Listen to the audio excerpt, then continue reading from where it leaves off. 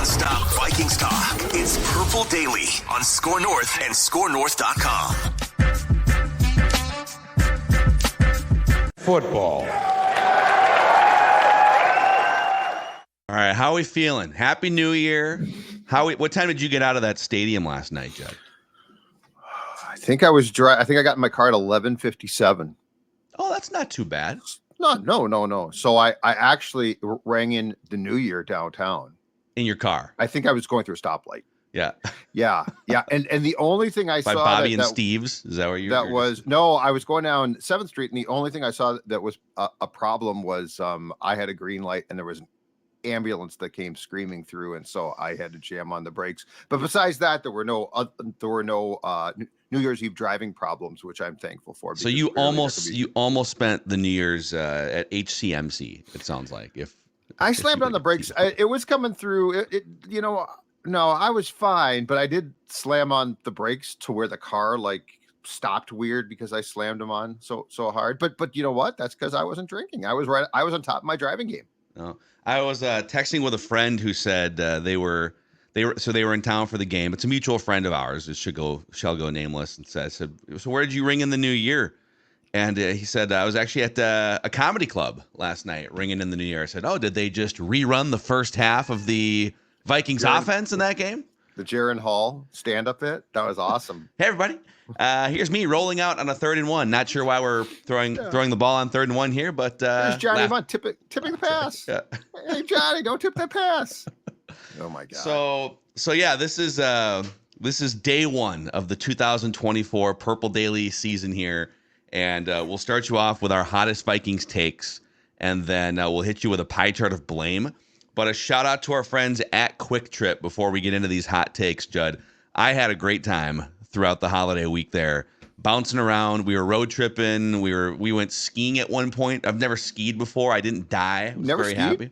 No, never in my life. I've skied, I think, in 8th grade. Okay. I think we cross-country skied in junior high one time. Oh, yeah, no, I did some downhill I was not good, and I quickly abandoned ship, but I'm surprised you've never strapped on the skis like as a kid. Yeah, a supreme athlete like me found a new sport. But we hit 3, maybe 4 different Quick Trips on our ventures to load up on snacks and fuel. It was phenomenal. Yeah, exactly. So we're talking gasoline. We're talking, as you just said there, snacks, a ton of stuff. But what if I was to tell you that there's also a hidden treasure at the Quick Trip, Phil Mackey, and that is the full offering of chicken options. Now, I don't have time to go through them all because there are so many, because Quick Trip also is your headquarters for a breakfast, lunch, or dinner, convenient as can be. Chicken tenders. I'm going to talk about chicken tenders, hand breaded, huge and jumbo, 3 or 8 piece, perfect for a quick, easy lunch or dinner, prepared fresh daily. Also, chicken sandwiches, and how about this? Near and dear to your heart, boneless wings. So don't forget, Quick Trip is your one-stop shopping for anything that you might need, including breakfast, lunch, or dinner. Thank you, Quick Trip, for supporting Purple Daily. Would you like to lead off with your hottest Vikings take since I have the pie chart later on? Sure, I will. All right, big picture, but off of the entire season, which at least the home schedule is now complete. This is the Vikings' most disappointing home record since they moved indoors into the Metrodome 41 years ago, 1982. This is the most disappointing. And let me back that up with some facts, as the kids like to say, okay? Was this their worst record? Well, I'll get to that. This team, first of all, this team was coming off an 8-1 year. 8-1 at US Bank Stadium, Kevin O'Connell's first year, okay? They are going to, or they finished it now, 2-6. They won 2 home games. The only season since they moved indoors, so this is not a US Bank Stadium, this is an indoors thing.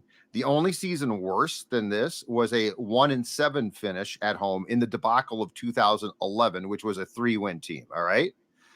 Besides that, 2020, 3-5, 2006, 3-5, 84, another 3-win team, a debacle, 2-6, and 83, second year in the Metrodome, 3-5. But the point is that this team won 2 games at home. And that's a non-starter. That's not, you can't be this bad at home, especially with a team that traditionally has felt it has a strong home field advantage. So I think it's safe to say, given the expectations, all right, like 2011 was coming off 2010, which was just a disaster. But even the 2010 Vikings in the Metrodome went 4-4. This is, for expectations, the most disappointing season in 41 years of home football for a team that, like, I just started to look at this 2 weeks ago or so. The home stuff. It's weird. awful. It's awful. It is weird. It's awful. It makes me so the pie chart is done. It's cooked, and we have all the slices. It kind of makes me want to throw the fans in there, because I don't know if you didn't hear the broadcast last night, and I generally hate browbeating on fans, because it's up to the team to perform, and then the fans can create the atmosphere off the team's performance. It's not up to the fans to necessarily carry a team, but we have seen that before. But Chris Collinsworth made a couple comments when the Packers jumped out 10-0. He commented on how quiet it was. He's like, "Boy, these fans are doing a good job of I guess they understand how to keep it quiet when the Vikings are on offense." But he was kind of being sarcastic. Yep. And they were showing shots of the crowd, and we all know what this is like. Not only Vikings fans, but all other Minnesota sports teams. There is that feeling, because we've been tormented for 30 years. We haven't won a major men's championship since 1991. So we can all kind of sense when a season or a game is going sideways. You come in hopeful, but then the other team punches you in the face and you're down 10-0. And we aren't always the greatest at just cheering through the early deficit. When the Packers are up 10-0, well, we tend to just kind of sit in our seats and just kind of stew, right? Well, and that's what happened last night. And the Packers fans, and breaking news, Packers fans got into our stadium. Yeah. But Packers fans, because of how the game was flowing too, had the "Go Pack Go" chant going strong. I felt like it's funny. I felt the team and the fan base last night reflected each other with this sort of recognition of this isn't going to work. Yeah. It's done. Yeah. It just felt like there was a lethargic nature about the team and the fan base. And once we got past, God bless him, Kirk O'Chains, right? Takes the shirt off, place goes nuts. That was really cool. Gallahorn gets blown, After that, it's like the game started.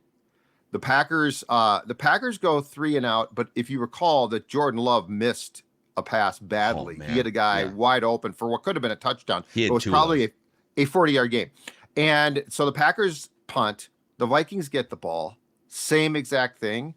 And from there on, Phil, it just felt like there was this isn't going to work again.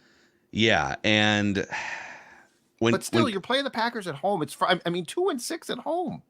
Yeah. And you guys did the picks episode, and I sort of radioed in my pick, and I said, Packers. I feel like the Packers are going to win this game. But then when Kirko came out, and you were in the building, I was watching on TV. I took in some of the pregame stuff, but like the electricity in the building, it felt like I was almost going to text you and Declan and be like, "Can I change my pick? This feels like, boy, the Packers are missing some weapons." But I don't know, the in addition to just like the home debacle that you outline here, it feels like there's never been a bigger gap between where the Packers, Lions, and Bears are going and the question hovering over the Vikings. Like those, we can poke holes and say the Bears are Justin Fields isn't the guy. Maybe they switch franchise quarterbacks, but the Bears have red hot momentum. They've won like 5 out of 6 or 4 out of 5. The Packers are getting better and have found a franchise quarterback. The Lions are the clear-cut best team in this division. And the Vikings are sitting here, and they've had injuries, and obviously Kirk Cousins going down is a huge reason, but like he's a free agent. Daniil Hunter's a free agent. Yep. It just kind of feels like I don't blame, and I don't know that this is what fans were thinking about, but I don't blame fans for watching that game last night and thinking existentially, what is our place in this division right now? Boy, Jordan Love just had the best game of his career inside US Bank Stadium.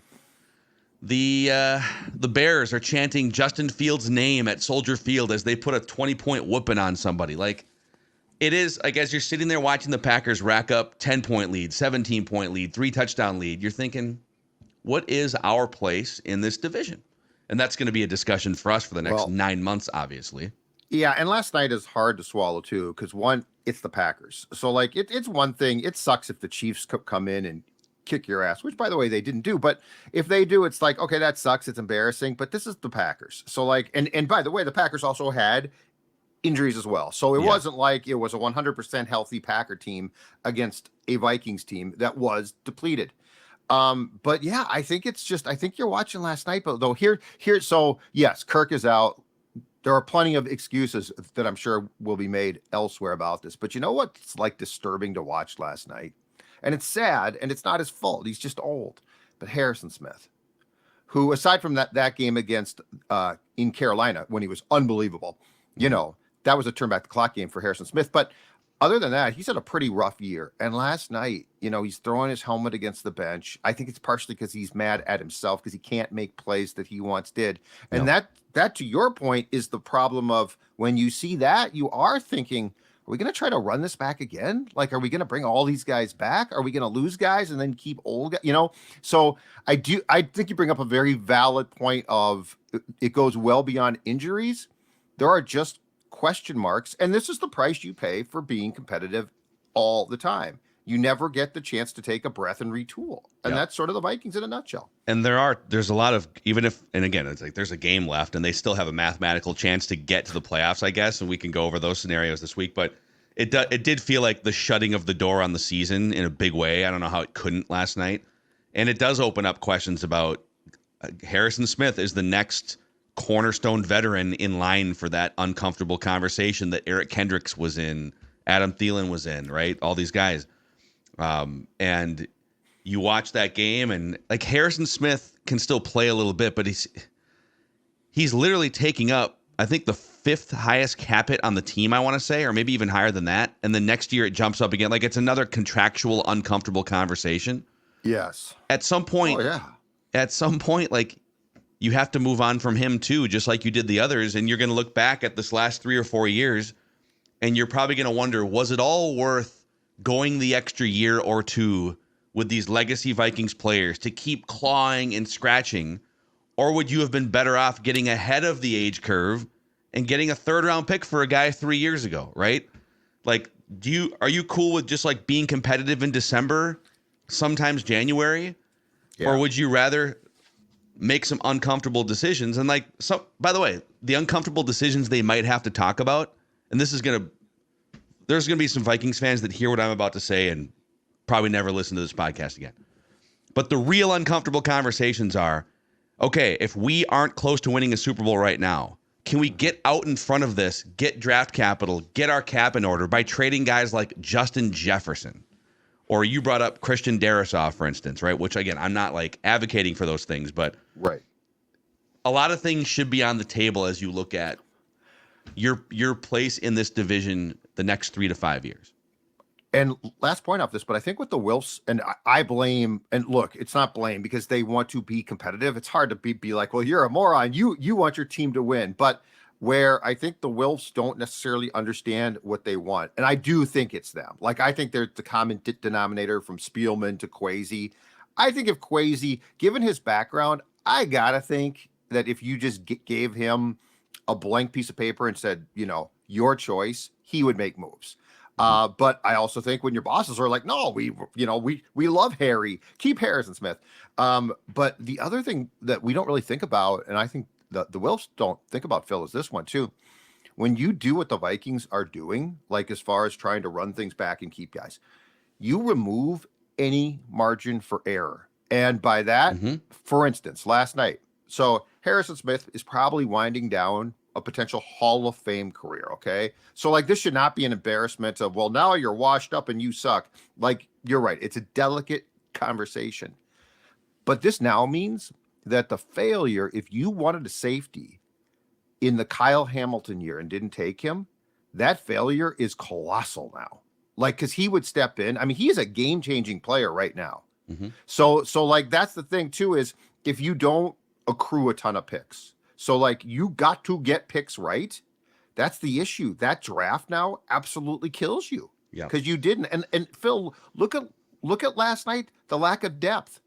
I mean, Andrew Booth Jr., who was a second round pick, comes in late, tries to start a fight in the post game. Yeah. All of that stuff. But because you don't have a ton of picks, you can't, that miss kills you. Well, and it would be nice if after almost 2 full seasons, if Lewis Cine could, I mean, there was at one point Lewis Cine was like walking off the field after one of the kickoffs, or I think it was, pretty sure it was a kick, maybe it was punt coverage, but he was like the rest of like the defense came onto the field and he's just like moping off the field. It's like that's him right now. That is your first round pick, right, successor to Harrison Smith. He can only get on the field on special teams. And he's just kind of got weird body language, and like there's reasons why they're not putting him in the game as an actual defensive player. But all right, let's get back into the hottest takes track here, because I want to give you my hottest Vikings take, which is Jaren Hall should be celebrated for one of the most impactful quarterback performances in recent Vikings history. So hear me out on this. This was another great loss for the long-term future and success of the Vikings. And Jaren Hall, by being completely unprepared and ready, and I'm not, some of it was probably coaching and whatnot, but sure, Jaren Hall was the heartbeat of that performance last night, that atrocious offensive, embarrassing performance. He was so bad, they wouldn't even let him start the third quarter, and Kevin O'Connell has given Dobbs leeway and Mullins leeway. Okay, go back out there, but be careful with those interceptions. Like, he didn't even want to see Jaren Hall for a third quarter. This team has been going nowhere since the Pasternauts rocket ship landed like a month ago, right? And I know there was actually, it's funny because there was some hope. Kirk goes down. Oh my God, season's over. Dobbs comes in after Jaren Hall's concussion. They score 31 points. They put up 27 against the Saints. And there was like a glimmer of hope there after that Saints game that, oh man, okay, yeah, he's kind of reckless, but this is interesting. They're scoring points. They're averaging almost 30 points with backup quarterback.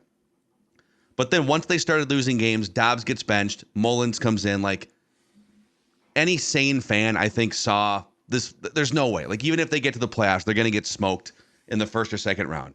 So 3 straight losses now.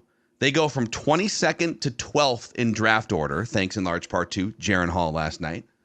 If they lose to the Lions next week, they're going to draft almost certainly 9th, 10th, or 11th. So a loss to the Lions makes it more likely than not, that they have a top 10 draft pick. It's a good loss. Yep. So they will have lost the last month's worth of games, going from 22nd potentially to 9th or 10th in draft order. And it's a team that desperately needs an answer at quarterback long-term and edge rusher long-term and short-term, because Danielle Hunter is your only viable edge rusher. Some people might say DJ Wanham, that's fine, but dude, he wrecked himself for that injury, and he's a free agent. Yeah.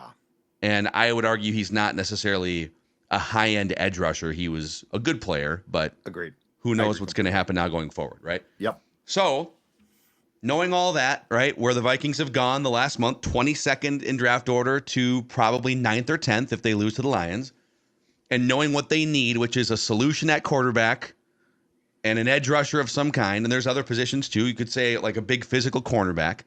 According to Tankathon right now, their big board, the top 15 college players, according to Tankathon's aggregate, those top 15 include 3 franchise quarterbacks, 3 high-end edge rushers, and 2 shutdown cornerbacks. So you've got your pick. You might not get the best quarterback off the board, but you've got your pick of like the positions you need to change your franchise going forward. If you stay at 9th or 10th, you can even trade up if you want to. You'll have access to those things, thanks in large part to Jaren Hall being terrible in the first half last night. And this opens up such an interesting conversation, too, because now the question is, as I told you on Ventline last night, I think with the way this team tracks, I think they're going to re-sign Kirk and draft a defensive player, because that's a plug and play. And then you are immediately, at least in your mind, you spike back up, right? But, and I mean, this is an entire episode. But there's a very good case to be made that you let Kirk go, you draft a quarterback, right? Like, let's say at 8, let's say you move up, who knows, 8 or 9. You probably take a step back. But if you like the quarterback, you've got him. And you've got him on a rookie contract. Like, this is where it's so intriguing, and this is where I think that Phil, there's such an interesting crossroads here, right? For Kwesi, for O'Connell, and probably most importantly for the Wilfs. The crossroads is this: do you take a player on defense who's going to help you immediately and bring back a guy who's coming off an Achilles and still, I mean, I think he's fine, but he's going to be 36 in August, or if you take a quarterback, you're probably allowing Kirk to walk away, because I don't know that you would bring back Kirk except the fact that you're not improving your team and then sit the rookie quarterback. Well, yeah, and the timing of this too. It's like if you have to make the decision on Kirk in March, but how many other teams are going to be willing to give him like $30 or $40 million several months before he's ready to actually step on a football field? So the timing of this is all going to be super interesting. Yep. But I just think, and they, of course, in classic Vikings fashion, it couldn't just be that, oh, Kirk goes down and they lose a bunch of games. They have to like rise up from the dead and win a couple. In retrospect, some of the wins they racked up were just pointless. They could literally have like the 5th overall pick with a chance to trade up to 3 or something if they wanted to. But I will say, having the 9th or 10th pick is so much more of a franchise changer potentially than the 22nd pick. Not that you can't find good players in the 20s. I mean, hell, the Vikings have found Christian Darrisaw and Justin Jefferson. Like, they have found cornerstone players there too. But there's a reason why. I just think, like, too, on the trade front too, if you want to move up to get, let's say, a Jaden Daniels, moving from 22nd to 4th or 22nd to 5th is almost impossible. You'd have to give up probably 2 future firsts, maybe more. Right. Moving up from 9th or 10th to 4th or 5th, if one of those guys drops, might be 1 future first and something, and now you're giving up less capital. One last thing on this, and we can get to a pie chart, but because I hear the pushback from people, well, wait a second, drafting higher doesn't guarantee anything. Well, of course not. Just like sneaking into the playoffs with your 4th quarterback it guarantees a beatdown in San Francisco at some point. But right. we're not talking about guarantees. We're talking about probabilities here. And drafting higher gives you access to better players, especially when you're talking about edge and quarterback. And yes, the Vikings found Danielle Hunter. They found Everson Griffin in later rounds, but you have a better chance of finding your stud edge rusher top 10, top 12 pick than taking a flyer in the 3rd round. And don't give me Danielle Hunter, because that is an anomaly. Just like Brock Purdy is an anomaly. Tom Brady is an anomaly. But I went back and found the top 12 picks, like where the Vikings have drafted in the top 12, which is where they are right now, the last 25 years. It's a great list of names. People love to point out Christian Ponder being a dud and a bust, and we have Christian Ponder post-traumatic stress syndrome around here. But here are the players, the 9 players the Vikings have drafted with a top 12 draft pick in the last 25 years. Dante Culpepper, one of the best quarterbacks in franchise history until the knee blew out. He was electric. He was the 2nd best quarterback in the league at one point behind Peyton Manning in 2004. Bryant McKinney was one of the best left tackles for a long stretch in the NFL. Kevin Williams, Ring of Honor. Troy Williamson, dud. That was part of the Randy Moss trade. Adrian Peterson, one of the greatest running backs of all time. Christian Ponder, dud. But it didn't cripple the franchise. They actually won the division with Christian Ponder. Just he was in the passenger seat for that division title. In 2012, they had a couple weird years after that when they had to kind of move off Ponder. But like 2 weird, so division title with Ponder, despite Ponder. 2 kind of weird seasons, not train wrecky, but transition from Frazier to Zimmer. Boom, right back to 11 wins, 13 wins, best defense in the league, right? Matt Khalil, people say bust. Before the knee injury, Matt Khalil was actually on a pretty nice track, and then the knee hit, and he was never the same player. Anthony Barr was a top 12 pick, 4-time Pro Bowler, key part of the best defense in the NFL in 2017. And Trey Waynes was a top 12 pick. Trey Waynes was a good, solid NFL starting cornerback. So by my math, out of the 9 picks they've had in the top 12 the last 25 years, 2 of them are busts, Christian Ponder and Troy Williamson. You're going to get some busts in there. 7 of the 9 are guys that were either Ring of Honor players, Hall of Famers, perennial Pro Bowlers, or very, very good high-end starting players. So what's interesting about that too is that the Williamson pick, which, as you said, came in the Moss trade, was also the danger of forcing a pick, because they're like, who's the best wide receiver who can replace Moss? Hey, this guy's really fast. There wasn't a lot of really, I think, deep thought given to that pick. The Ponder pick was the 2011, 2012 draft, around there, and that was the musical chairs quarterbacks picks. Jake Locker was in that draft, and you look at that. I think Blaine Gabbert was in that draft, and so the most important thing is not to force a pick, but to what you said. If you have a top 10 pick, you're going to a 4 or 5 star restaurant. Like the menu is pretty damn good. So odds are that you should be in much more of a position. I mean, if you get outside the top 10, that changes. But if you're in that top 10, like let's say they draft 9th, you're in a pretty prime position to dine very well. Mm-hmm. And again, I will continue to say this. Part of the reason why you hired O'Connell was to find a quarterback. So like if you're like, well, it's going to be Ponder, they're going to screw this up. Well, then you shouldn't have hired him, which I'm not anywhere near saying yet. So, and I know that there are people who are down on him. Some of his stubbornness in the play calling and the fundamental game planning did bug me, but that does not mean I want him fired. But I also want to give him a chance to identify and find his quarterback, who, by the way, is not a backup, but is a guy who is, perhaps a top 10 draft pick who he can develop. Like, that's what we have to see. Before we get scared of anything, we have to trust that this guy can follow through on being sort of a quarterback whisperer and identify that guy. And if he has a pick of, let's say, 3 of them, the odds shoot up that he can get the right one for him. But here's the other thing, too. Let's say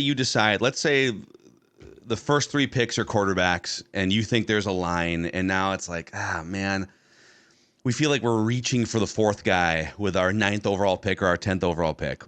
Okay. Keep building your car. Go take the best edge rusher. Go take the Alabama kid. Go take that Jared Verse, the Florida State kid. Go take one of the 2 best edge rushers with the 10th overall pick. Or trade back a couple spots. Get an extra 3rd round pick. Take a cornerback. It allows you so much leeway and maneuverability, and then you get another top 10 pick in the 2nd round. And so maybe that's where maybe Michael Penix falls into the 2nd round, just like Jalen Hurts fell into the 2nd round, right?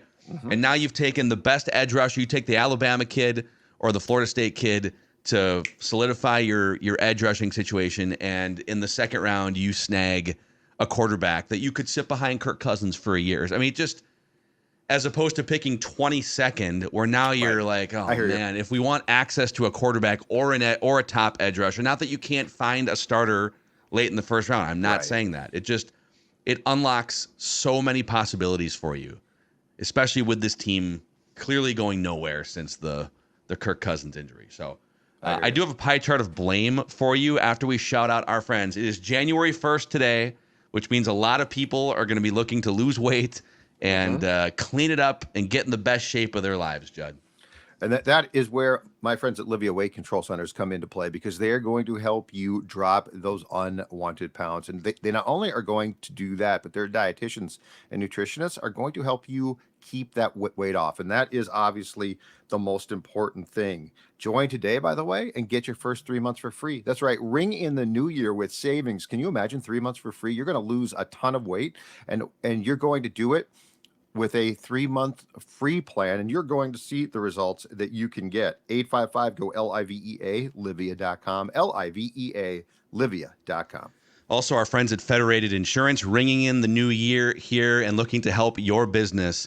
If you're looking for New Year's resolutions, how about partnering with Federated and elevating your business through risk management? That's where Federated comes in, like a great offensive line for your business. With a corporate culture grounded in equity, integrity, teamwork, and respect. These 4 cornerstones create the foundation that supports all of their interactions and decision-making as a company and with their partnership with your business. Federatedinsurance.com, where it's our business to protect yours. Okay. All right. Pie chart time. We've got 1, 2, 3, 4, 5, 6 slices of pie here. And we'll start with a couple small ones. 5% to shirtless Kirko chains. That's right. Whoa, what? Shirtless Kirko Chains gets 5% pie chart of blame here. Okay, he comes in. He's going to blow the horn. He's got his chains. He's flexing the abs. He's got his kid out there. And the Vikings come out and lay an absolute egg in that first half. So and the fans were inspired. Clearly, his teammates were not inspired. He's not the leader. I mean, you said it. That's what you're saying. He's not the leader of the team. Is what I'm not you're ready to go that far yet. They saw no shirt, and they're like, "We're out of here." I don't know. Something wasn't jiving there. Okay, Kirk comes out. I don't know if the players didn't see it. They're getting ready for the kickoff, but Kirko clearly didn't inspire his teammates the way that maybe we thought when we were watching him come out there. The surprise blowing of the horn. Are you saying Justin Jefferson saying one thing and thinking another? Is that what you're telling me? Like he's saying all the right things, but he's like, "What's that dude doing with no shirt on?" I don't know about this. I don't know. Go back to Coles, Kirk. He's not a leader. So I'm just saying, you come out and you give the inspiring, the flexing, the chains, everything, and your team lays. You're right. The place went. Kirko. The stadium erupted, so it certainly wasn't a fan thing. 5% to Danielle Hunter. I don't think he's made any or many of our pie charts this season, but none of mine. Just kind of a ghost for 3 hours last night. He's been largely great this season. I'm still very interested in bringing him back on a 2 or 3 year contract. We'll see where that negotiation lands. But man, when you needed a guy to kind of get after Jordan Love in your home building against an inexperienced still quarterback, it's still his first full year as a starter, and he only had 3 tackles. I don't have the pressure numbers yet, but I didn't see him flash a whole lot last night. Okay, that's an interesting point. I think we should delve into that a little bit because I don't disagree with you, but also that's very rare. Like the fact that he's on this is, I think it's the first time that he's been on a pie chart of blame, maybe in forever. Yeah, I don't know that he's ever been included before. So we got into a debate last night about the word I used of quit because I thought the defense quit. The offense I thought was incompetent. But I wonder if what you're alluding to with Hunter as well is this, okay? The defense can say all they want, but they're watching Jaren Hall, right? And they're watching what O'Connell wants Jaren Hall to do. And if Judd Zolgad knows it's damn near impossible, then guys that play football know a lot more than that. Mm-hmm. I wonder if last night became all about business decisions. If you're Hunter, you're a pending free agent. If you go balls to the wall last night, okay, you're taking some risks. There's no question about it. Every time you play as hard as you possibly can. And I'm not saying he doesn't take a risk by suiting up. He does. But for him to be included, I wonder if he watched the first part of that game and he's like, "Oh my God, we can't do anything here." Scoring point. Because the whole defense, if you think about it, Phil, just sort of peeled off eventually. And I was thinking about why did I think they quit? And then the more I thought about it, I got the impression that as that game progressed and they watched that game, that they're like, unless we score like 21 points as a defense, which you're not going to do, we're screwed. But I think it's interesting that you included him because I don't disagree, but I also don't think that he all of a sudden just suddenly didn't care.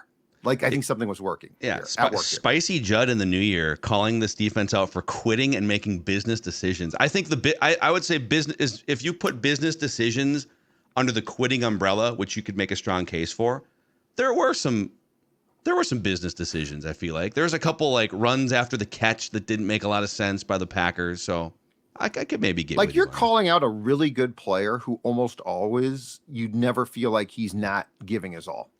Yeah, and I'd have to go back and watch with that eye to say what you're saying, which is that he made business decisions. Yeah, I'm just saying I'm giving him 5% for just not doing anything meaningful in the game. There's 2 games left.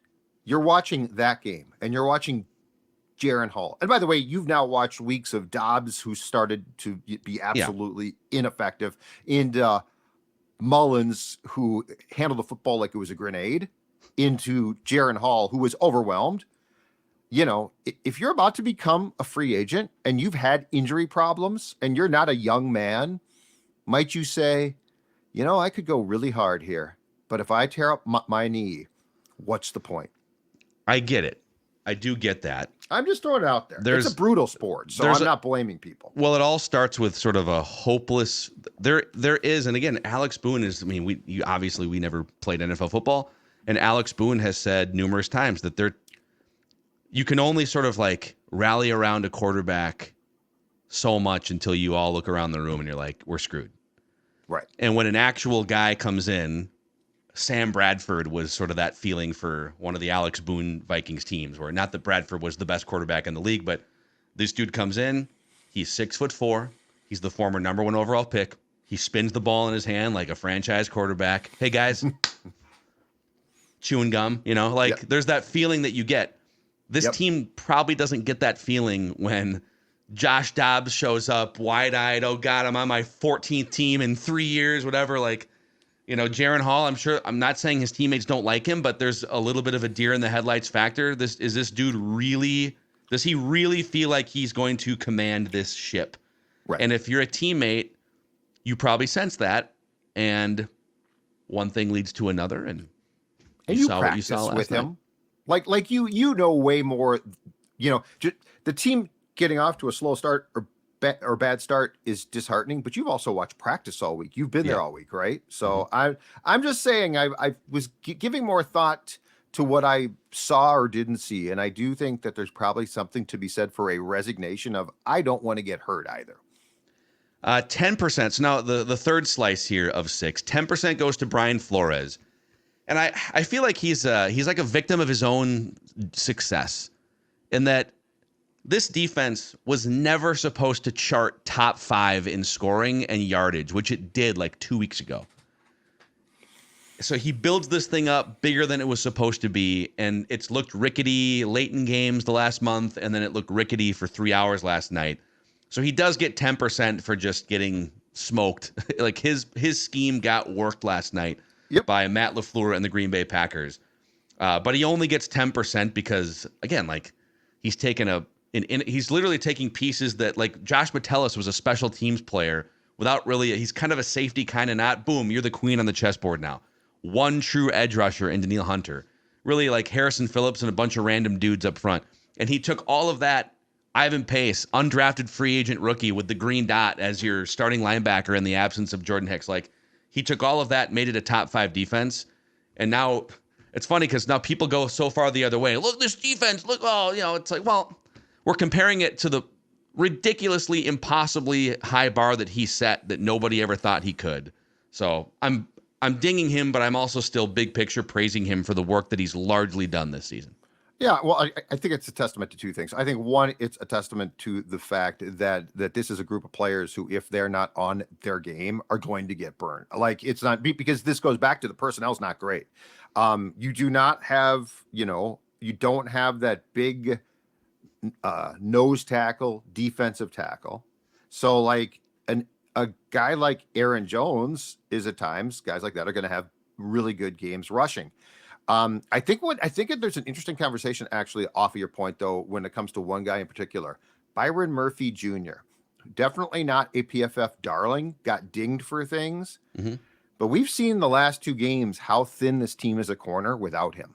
Yeah, like I think way beyond grades. If you just go back and watch games, Murphy might, certainly not perfect, certainly not a guy who's going to make a ton, but I think we also saw, case in point now, these last 2 games, if you take a guy that played the outside corner and then the slot corner on a starting basis out, the corners on this team, and again, this comes back to a guy like Booth who needs to be, Andrew Booth needs to be good, and he can't even play for the most part.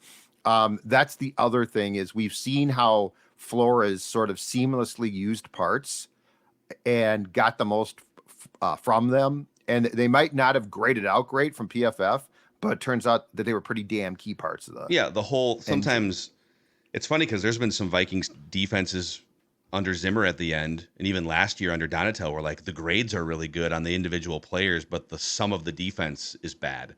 And so maybe it's sort of the inverse with this. But I'm going to give 20% to the entire Vikings secondary for what happened last night. Broken coverages everywhere the entire game. Even like some of the big plays had broken coverages. Then there was like 2 big plays that should have been touchdowns that nobody was within 10 yards, and they're just lucky. That might have been statistically the best game of Jordan Love's career. He's had a couple other sort of 240, 250, 3 touchdowns. He had a couple early in the year. Yep. But in terms of like 73% completions or 75% completions, 250, 3 touchdowns, barely scratched in terms of pressure. So your secondary just allows free running, wide open receivers all over the place. A backup tight end to be running free for the better part of 3 hours. And they didn't even have some of their top weapons. I mean, their top receiver was out last night. So secondary, not good. 25%, so 2 slices left. 25% to Kevin O'Connell. And I'm gonna zero in on something specific here. It's 25%, and I'm going to say all of it specifically for the lack of a running game this season.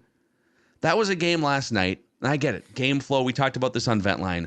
You fall down early, you're down 10-0, you're down 3 scores, you're going to get into pass mode. But they called 3 times as many passes as runs in that game with a 5th-round rookie quarterback and a reckless diet Brett Favre in the second half, Nick Mullins. So now he might come back and say, well, what are we supposed to do? We're down 24-3 or whatever it was. And I get that. But if you want to zoom out beyond last night's game for a second, the Vikings are now 27th in rush yards per game and 25th in yards per attempt. Both of those marks are worse than last year's rushing offense. They signed Josh Oliver, the best run blocking tight end in the NFL, and he's been good at that job. Yeah. And they decided, especially early in the season, we're going to run more heavy personnel. They came out of the gate against Tampa. Extra fullback, extra tight end. Yeah, we're going to smash mouth, pound it. And they are worse as a running offense in rush yards per game and yards per attempt than they were in 2022. So, like, that was a classic game last night where it's a home game. You're playing the Packers. It's probably going to be closely contested. You're starting, again, a 5th-round rookie out of BYU that's probably not fully ready for this. Pound the ball down their throats, and they don't have that gear, apparently. The 2 things that I would mandate from KOC in the coming months for 2024 are this. You got to have a run game. Like, you can't just punt on the run game, and you have to have a screen game. And it's weird because I'm sure he is, he is a Shanahan disciple. So it's not like he doesn't know these things. Yeah. And again, yes, as I said on Ventline, you don't have Debo. Okay, I get that. Debo's an extremely, extremely talented player. But in a game like last night, how is there nothing short to Addison or Jefferson? Like, you're running those guys on deep routes, and I'm all for that occasionally, but no offense is going to hit guys deep consistently. No one expects that. Where is I think it was 3rd and 15. Addison was probably 20 yards downfield, and Jared Hall stepped up in the pocket and airmailed the ball because he's not that good yet. But that was one of the worst throws I've ever seen. And that's a great play call for Kirk Cousins. But okay, it's 3rd and 15, 3rd and 16. What's wrong with an 8-yard pass? Like the checkdowns that go to Munt, right? The checkdowns that go to tight end. I'd far prefer that that ball is in Jefferson's hands, because at least I give him a fighting chance to get the yardage. Like, this is where I'm very confused by a philosophy. It's almost like O'Connell was told or heard what we talked about for years with Zimmer, which was, dude, you can't be in 3rd and 9 consistently. And so he's decided, okay, I won't be. I'm just going to forget about the run game. It's like, we never asked for that. Yeah, it's funny. Under Mike Zimmer, it was very much, and we looked up some of the data on this. It was a run, pass, very predictable, sequenced offense. And they would go, when they got any lead, they would lean even further into running the ball. And so what we were asking, let's open this thing up a little bit. They've gone too far. It's like, not to like bring the Twins into this, because I know there's a lot of Vikings fans that don't give a rip about baseball, but for years we complained, with the Terry Ryan front offices, boy, the Twins are like way behind in the analytics race. They don't pay attention. They don't have an analytics department, really. The Twins need to just get into modern baseball and lean more into analytics. So they hire a front office that only looks at analytics for a stretch of time, where they're pulling pitchers who are lights out after 82 pitches in 5 innings. Like, okay, is there a middle ground here somewhere? And it's funny because there are some teams in the league that are bad at running the ball and still find ways to win a bunch of games. I mean, the Jaguars lost like a month's worth of games with hobbled Trevor Lawrence, but the Jaguars are one of the worst teams at running the ball. The Buccaneers might win their division. They are the worst team at running the ball. The Raiders and Saints have hung around the Bengals in the playoff race. So the Texans, although they're still kind of in rebuild transition mode, they're like a year early because of CJ Stroud. So it's not that you can't sneak wins without running the ball. But if you look at the best teams in the NFL, or let me phrase it this way, the best running teams in the NFL in terms of yards per attempt, Baltimore, Miami, San Francisco, Detroit. And then Arizona's also in here. And Chicago, because Justin Fields, just like Lamar Jackson, helps boost those numbers. I don't think you can be competing for a Super Bowl if you're running the ball for 3.5 yards a carry and you're bottom 5, bottom 6 in those key categories. And again, the other problem is you're going to lose your defense because you know what? That Detroit game, you ran, and that was a close game. So, because I'm with you. Last night, it got out of control. So you're going to say, well, we have to pass, Phil, because we have to try to come back. Yeah. But the Detroit game where you ran 11 times, you are continually putting your defense back on the field. And if your floor is in his defense, you're duct taping that thing together, right? Like you're trying your best. The goal should have never, and I don't think it was, hey, let's become a defensive first team. Your defense overachieved, but if you're putting Harrison Smith back on the field continually at his age, Harrison Phillips, who was hurt but could barely walk against Detroit, and it's like, okay, we tried to pass again, we didn't stop the clock. Now you guys are back out there. You're up. These people are humans. At some point in time, I think you do get them to say, this is unworkable. Like you need to, it's complementary football. If you don't play complementary football, you know what's going to happen? It's going to bite you in the ass. See, my button bar wasn't working earlier, but you did say complementary football. Complementary football. Right. I need it. And then the final slice of pie here on this pie chart. The Rock knows how you feel about pie. It's 35% to the Vikings' tattered quarterback situation. I'm just going to put I think that is the biggest reason why this season has gone off the rails. So Jaren Hall, although I am glad that they played him, he did his duty, which is make sure the Vikings get back into the top 10 draft pick mix. So Jaren Hall, nice job last night. But clearly not ready to lead an NFL team that aspires to be a playoff team. Nick Mullins is just like generic label Brett Favre. And Josh Dobbs has played for 2/3 of the teams in the NFL. The big ketchup that just says ketchup? Yes. Generic ketchup. It's like when you go, I take allergy meds like Allegra, and so you can either buy Allegra or you can buy like the other purple top bottle at the pharmacy. That's Nick Mullins. That's pretty much Nick Mullins. So I don't know. Like we sit here and yes, there are things to nitpick, and you have shined a light on some of this stuff with Kevin O'Connell. I don't know how many coaches are going to take that collection of quarterbacks and score more than like 20 points a game, which in the post-Kirk Cousins era this season, the Vikings are averaging, they were at 20.5 points a game going into last night. So after last night, they only scored 10. So they're down to a 19 points per game in the post-Kirk era. Mm-hmm. They were 21.5 with Kirk those first few games. So it's not that, it's 19, including last night, versus 21.5. Now, it would have been more like 25 or 26 points a game if not for the like 4 or 5 turnovers on the goal line. So I think you have to consider that. But I don't know how many, and you might point to Kevin Stefanski, who's been on 4 quarterbacks in Cleveland, but Joe Flacco, that's rippable that the Vikings decided, Joe Flacco, he's been collecting dust there on his couch and he hasn't been good for a long time. So like I get what they were seeing, but at the end of the day, it is your job as a front office and scouting staff to find the best option off a couch somewhere. And they chose Josh Dobbs over Joe Flacco. So we can praise Kevin Stefanski. Well, he brought a team with 4 quarterbacks to the playoffs. Well, yeah, he also has like wasn't Joe Flacco a Super Bowl MVP? Joe Flacco, when given infrastructure, like he's a professional quarterback. Yeah. So. But he had been bad for a couple of, he hadn't played, had been bad. And they probably thought, heck, Dobbs is playing. He's starting at least. Flacco's, on his couch. So I think the most important thing for O'Connell at the end of the day in this entire thing is, and yes, some of this is driven by quarterback play that was bad. But O'Connell likes to say that every turnover has its own story. So like you can't just group them together and say, those are. Well, the Vikings have 32 this season. It's a lot of stories. Turnover. Exactly. And if each one has its own story, I think you need to sit down and figure out what the common denominators were. And the one thing where I will say there's fault here, especially when it comes to that stat, is with Kirk Cousins, with Justin Jefferson, this team started 1-4. So like you were behind the 8 ball from opening day on.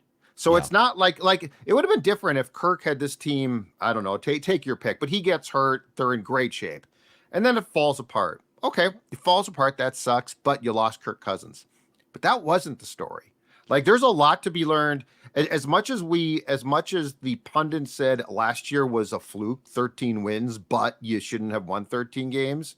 And you breathed the sigh of relief, got to the playoffs and got bounced. I think this time around, there's a lot to be learned. I think there's a lot of stories to be learned, gleaned from, and that starts with O'Connell. And that starts with what can he learn as a play caller and as a coach? Because I think he's got a lot of things right. Yeah. I like how he runs his team. I like how he runs his program in football speak.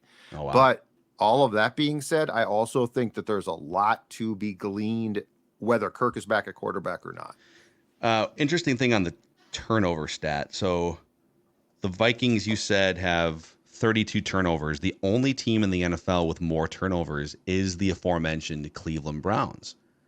So you got both these teams, and of course, if you're gonna start a combined 8 quarterbacks between the two, you're probably gonna have more interceptions, strip sacks, just miscommunication. I get it. I get why those teams, the Jets have 32 turnovers. The Commanders, when you have quarterback instability or young guys and experienced guys, you're going to turn the ball over more. But you know what the Browns also have on the flip side? 43 more rushing first downs than the Vikings do this year. Yeah. And they have, in terms of rushing touchdowns, so think red zone. Vikings have struggled in the red zone, right? Yep. The Browns this season have 15 rushing touchdowns. The Vikings have 7. So 43 extra rushing first downs and 8 extra rushing touchdowns compared to the Vikings. Do you think the story is different? Because I do think that there's a conversation to be had about a player Cleveland signed that the Vikings did not, but I don't think it's Flacco. And this Za'Darius? No, not Za'Darius. Kareem Hunt, who has a checkered past, and I know that the Vikings were concerned about that. But if you recall, they brought Kareem Hunt here during training camp, and they could have signed him. Now I don't know O'Connell dedicates himself to the run game like Stefanski did, so perhaps it's a non-starter. But all I'm asking is if they have Kareem Hunt, if they have a more established run game from day one that O'Connell feels like he can trust, is the story different at all, do you think? I mean, I don't maybe. know the So answer. Kareem Hunt is averaging 3 yards per carry this year. Yeah. So it's basically like Nick Chubb, right? When did he go down? Like September. Early. So I think super early. Pittsburgh. Jerome Ford has actually been the guy more than Kareem Hunt that stepped up. He's caught 42 passes for them. He's averaging a full yard per attempt more than Kareem Hunt is. And the Browns found him in the 5th round of the 2022 draft. So the Vikings found, was it Ty Chandler was 2022 and then Dwayne McBride 2023. Yes. But part of this is too, the Vikings, Ty Chandler's been, I think he has shown that if you were to have given him the bulk of the carries, there would have been a there. Yep. But, they just decided to keep leaning on Alexander Madison. So, but there are definitely lessons. The Browns are not the most electric running team. They're certainly not. They're like at 3.9 yards a carry. So they're not like this explosive running team necessarily.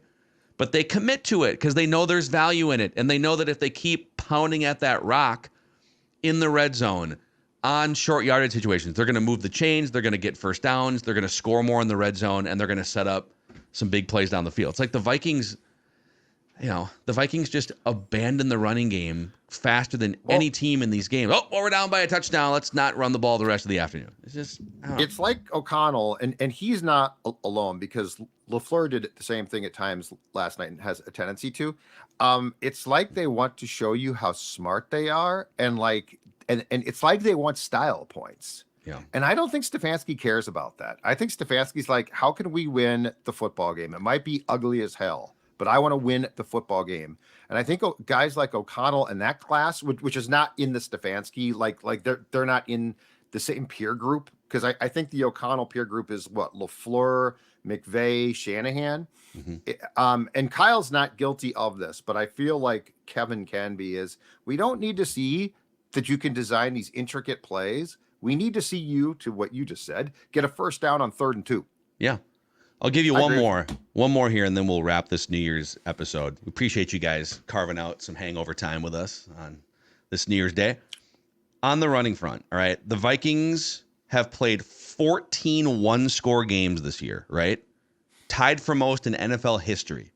So they're in close games all the time. Literally every week, they're just in a close game here, close game there. Like last year, yeah. Yep. Yet they rank 28th in rushing attempts.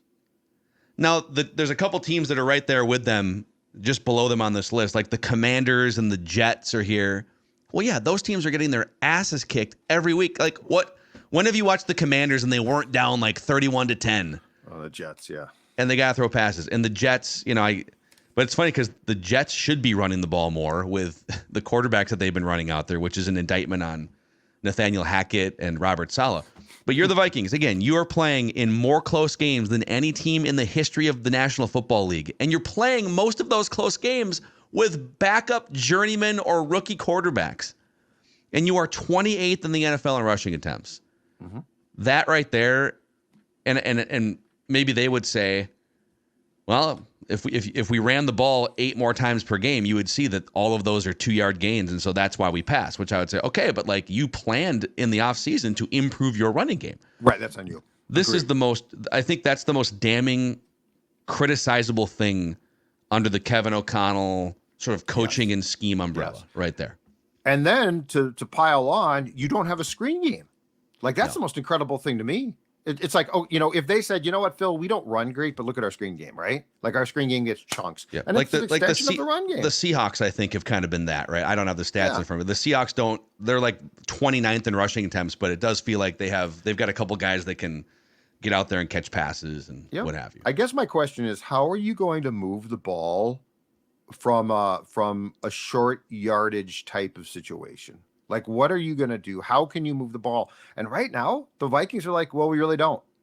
Yep. So, all right, well, we didn't solve all of the Vikings' problems here. We just highlighted a bunch of them. But we'll keep you posted on playoff odd stuff this week. But I think most of our conversations are, as you can tell, turning toward how do you get this thing back to where it needs to be? Is that possible in one off season? Where are they going to draft? All this stuff. So thank you guys for hanging out with us here. This is Purple Daily Vikings entertainment. We just want the Vikings to win a Super Bowl before we die. See ya. Happy New Year.